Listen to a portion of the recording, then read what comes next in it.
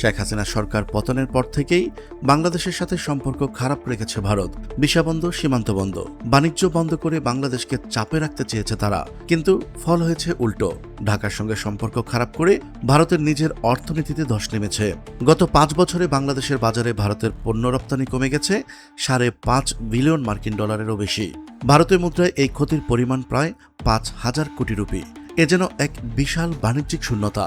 দক্ষিণ এশিয়ায় নিজেদের সবচেয়ে বড় এবং সবচেয়ে নিরাপদ বাণিজ্যিক গ্রাহক বাংলাদেশকে হাতছাড়া করে ভারতের অর্থনীতিতে কতটা ধস নেমেছে তা জানাবো আজকের এই প্রতিবেদনে। চলুন শুরু করা যাক। বাণিজ্য ও আন্তর্জাতিক সম্পর্কের ক্ষেত্রে একটি কথা প্রচলিত আছে, রাজনৈতিক বক্তব্য সাময়িক, কিন্তু খাতা কলমের ডেটা চিরন্তন। আসুন শুরুতেই ভারতের শিল্প ও বাণিজ্য ডেটার দিকে নজর দেওয়া যাক। আজ থেকে ঠিক 4 বছর আগে, অর্থাৎ 2021-22 অর্থ বছরে বাংলাদেশে ভারতের রপ্তানির পরিমাণ ছিল $16.15 বিলিয়ন মার্কিন ডলার। সেটি ছিল ভারত বাংলাদেশ বাণিজ্যের স্বর্ণযুগ। কিন্তু 2025-26 অর্থ বছরের শেষে ভারতে উৎপাদিত পণ্যের বাংলাদেশের রপ্তানি নেমে এসেছে $10.58 বিলিয়ন মার্কিন ডলারে। সোজা অঙ্কের হিসাবে ভারতের রপ্তানি কমেছে প্রায় 34.5%।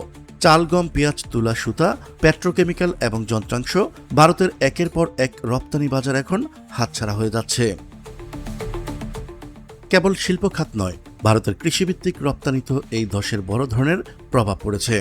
ভারতের পশ্চিমবঙ্গ, বিহার, উত্তরপ্রদেশ, অন্ধ্রপ্রদেশ ও পাঞ্জাবের কৃষকদের জন্য সবচেয়ে সুবিধাজনক ও লাভজনক বাজার ছিল বাংলাদেশ।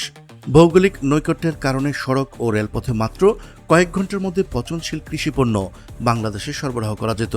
কিন্তু দিল্লির ভুল কূটনৈতিক আচরণ ভারতের কৃষকদের জন্য বিপদ ডেকে আনে। আগে ভারত যখনই সুযোগ পেত, কোনো ঘোষণা ছাড়াই পেঁয়াজ রপ্তানিতে শুল্ক বাড়িয়ে দিত বা রপ্তানি বন্ধ করে দিত। চালের উপর বসাত অতিরিক্ত শুল্ক। ভারতের নীতি নির্ধারকরা ভেবেছিল খাদ্যপণ্য আটকে রেখে বাংলাদেশকে কাবু করা যাবে, কিন্তু আন্তর্জাতিক বাণিজ্য এভাবে চলে না। বাংলাদেশও বসে থাকেনি। বাংলাদেশের আমদানিকারকরা হাত বাড়ালেন বিকল্প বৈশ্বিক বাজারে। আজ বাংলাদেশ চাল ও গম আনছে রাশিয়া, পাকিস্তান, ইউক্রেন ও মিয়ানমার থেকে। পেঁয়াজ ও রসুন আসছে মিশর, তুরস্ক, পাকিস্তান ও ব্রাজিল থেকে। এর ফলে পেঁয়াজ ও চাল রপ্তানি বন্ধ হওয়ায় ভারতের মহারাষ্ট্র ও পশ্চিমবঙ্গের কৃষকরা তারা উপযুক্ত দাম পাচ্ছেন না। পেট্রাপোল ও গ্যাদে সীমান্তে শত শত ট্রাকে পচে নষ্ট হয়েছে কোটি কোটি টাকার পচনশীল খাদ্যপণ্য। দিল্লির কূটনৈতিক সিদ্ধান্তের খেসারত দিতে হচ্ছে ভারতের সাধারণ কৃষকদের। ভারত ভেবেছিল ভৌগোলিক অবস্থান তারা প্রতিবেশীদের সহজেই নিজের ইচ্ছে মতো পরিচালিত করতে পারবে। কিন্তু একবিংশ শতাব্দীর মুক্তবাজার অর্থনীতিতে এই ধারণা পুরোপুরি ভুল প্রমাণিত হয়েছে।